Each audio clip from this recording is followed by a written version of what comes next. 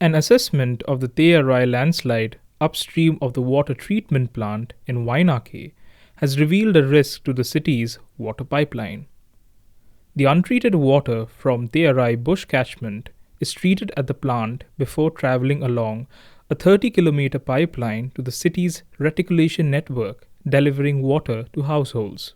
Although the landslide occurred in September, a severe storm in November reactivated it.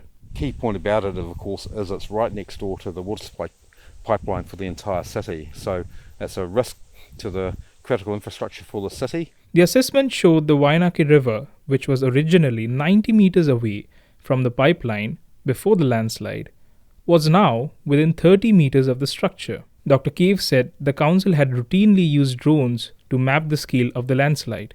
The drone flies a grid and may take up to 1,000 photographs, which are all then stitched together, and it comes up with what effectively a high resolution aerial photograph. But we can also do things with that, like do contouring, so that then when we refly it, say a month later, we can compare the two lots of contours and we can see whether or not it's moved. Dr. Cave said aerial images of landforms, such as landslides, could be taken a month apart and then compared to identify changes in landform over time. What may be happening is this entire hillside may be moving, but it was hard to tell whether or not it really was.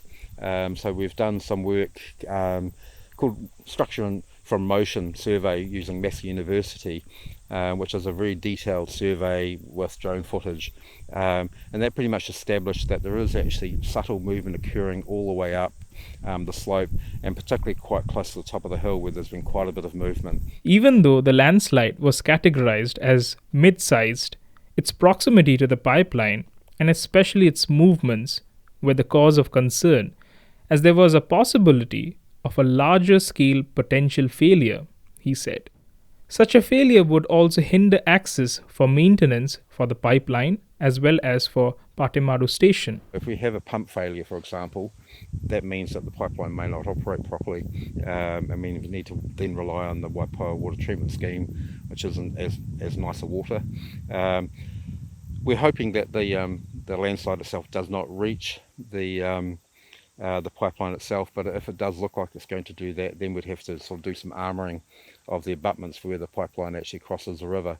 Marae Taha Incorporated Chair Bella Hawkins said assessing and mitigating the risks was important for farmland, which was an historical whenua. The historical connection is its parts of the Marae Taha Incorporation land blocks, and the relationship is where the water pipeline comes from the treatment center, she said.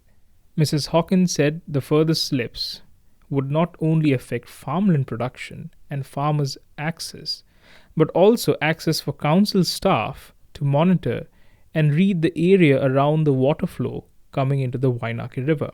Dr. Cave said to mitigate such risks, methods such as dewatering could be used. We have a big spring further upstream or uphill from the landslide, and we'll actually probably dewater that. So get the water from that diverted away from the landslide. He said the council and Marae Taha could also possibly replant the whole landslide with manuka and permanent vegetation cover, which was the easiest mitigation for the landslide risk. And that vegetation, what it does, it doesn't grow so high, but it provides a protective cover to the soil and root mass, but it also takes out all the moisture, so that reduces the moisture that actually affects